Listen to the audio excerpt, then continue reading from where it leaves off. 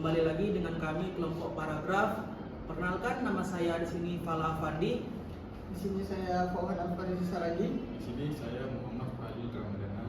Nah, adapun maksud dan tujuan kami ingin membahas tentang paragraf ya kawan ya. Kita ingin berbincang-bincang santai lah mengenai sebuah paragraf yang seperti kalian tahu lah, kita kan sudah sering sekali itu namanya membuat teks atau kita menyusun sebuah kata menjadi paragraf. Mungkin teman-teman banyak yang belum tahu nih apa itu tentang paragraf.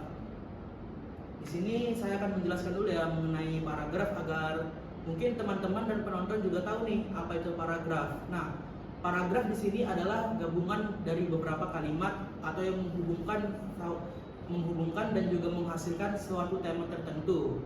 Bisa jadi kita memilahkan sebuah kalimat menjadi sebuah kalimat dan menjadi sebuah satu paragraf. Bisa menjadi kalimat romance, kalimat puitis atau kalimat diksi. Kita bisa menghubungkannya sebagai sebuah paragraf nih teman-teman. Adapun tujuan paragraf di sini adalah apa sih itu tujuan paragraf, Tuhan? Jadi tujuan paragraf di sini itu kayak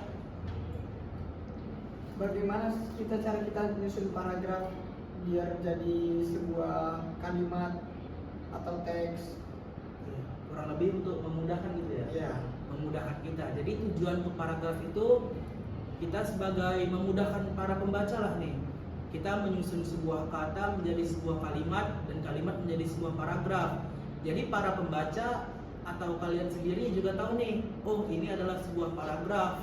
Nah, begitulah kurang lebihnya teman-teman. Apa ada penambahan dari Fadil mengenai tujuan paragraf? Mungkin saya di sini sedikit ya memberikan tambahan. Jadi tujuan dari paragraf di antara lain itu untuk memudahkan pembaca memahami gagasan-gagasan utama yang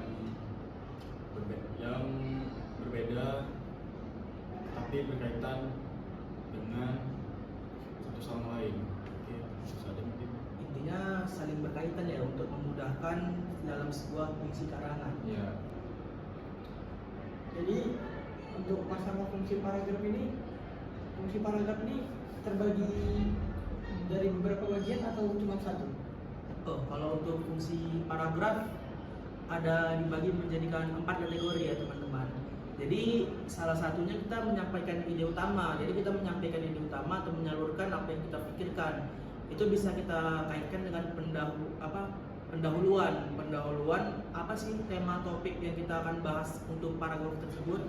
Yang kedua itu mengorganisasi informasi kita bisa mengaitkan dalam sebuah tema kan Dil? Iya, Ya, dalam sebuah tema kita bisa mengorganisasikan sebuah informasi menjadi sebuah karangan paragraf. Yang selanjutnya mendukung argumen. Apa itu argumen, Tuhan? Argumen itu kayak dari kita sendiri, anggapan kita sendiri atau pendapat untuk suatu objek. Jadi contoh singkatnya, saya bertanya nih kepada Fadil dan juga Fauhan, saya menyalin atau saya mendengar tanggapan atau argumen dari mereka. Nah, argumen mereka itu kita salurkan ke dalam sebuah ide atau fungsi utama untuk menyatukan dalam sebuah paragraf teman-teman. Selanjutnya yaitu memisahkan topik atau subtopik. Nah, untuk memisahkan topik atau subtopik ini kita bisa tahu tema tertentu dalam sebuah karangan paragraf.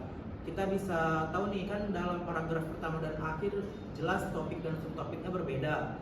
Kalau di topik paragraf pertama itu kan kita sebagai memberitahu nih apa sih yang akan kita bahas. Nah, sedangkan di paragraf atau di terakhir karangan sebuah teks itu kita menyimpulkan kembali dari rangkaian paragraf pertama hingga akhir. Itu kurang lebihnya teman-teman. Baik, kita lanjut ke macam-macam paragraf ya. Apa sih macam-macam paragraf, ada apa saja? Jadi macam-macam paragraf itu terbagi dari 5. Yang pertama itu ada paragraf deduktif atau pernyataan umum. Yang kedua itu paragraf induktif atau kesimpulan akhir.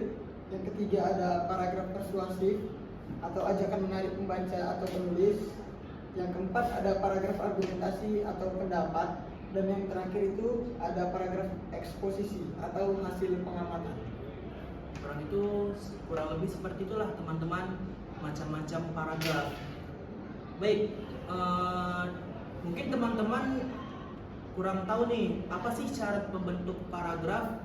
Nah, syarat membentuk paragraf nih ada 5. Ada 5 tuh apa aja sih Del yang harus kita ketahui untuk cara membentuk paragraf? Oke, jadi di sini ada 5 ya. Yang pertama itu kesatuan atau unity, lalu yang kedua ada kepaduan atau coherence, lalu yang ketiga ada pengembangan atau development, dan yang keempat ada kelengkapan atau completeness, dan yang kelima ada kepaduan gagasan. Jadi salah satu syarat membentuk paragraf itu harus satu deh ya, Ya. satu kepaduan agar bisa menjadi terciptanya sebuah paragraf nih. Nah, kurang lebih seperti itu teman-teman.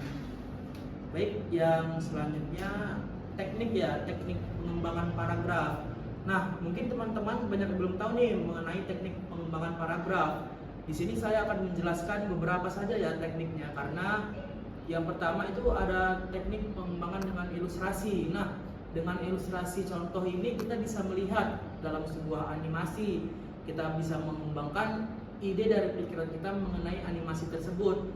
Seperti contoh kita melihat atau menonton film, kita bisa salurkan apa yang kita tonton, kita pikir, lalu kita tuang dalam sebuah paragraf. Yang selanjutnya adalah teknik pengembangan dengan proses.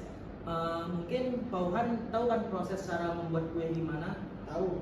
Yang pertama seperti Menyiapkan memasukkan bahan-bahan. bahan-bahan. Nah, untuk menyiapkan bahan-bahan tersebut masuklah ke dalam sebuah proses. Nah, dalam proses ini kita bisa kembangkan dalam sebuah paragraf teman-teman. Mungkin teman-teman sudah cukup tahu nih mengenai paragraf. Nah, mungkin sampai sini aja ya mungkin penjelasan dari kita ya. Dari kami mungkin Sudah selesai gitu. cukuplah sampai di sini aja. Nah, mungkin teman-teman yang ingin tahu lebih lanjut bisa nih komen di bawah atau ketuk saja subscribe teman-teman. Sah. Baik, terima kasih. Assalamualaikum warahmatullahi wabarakatuh.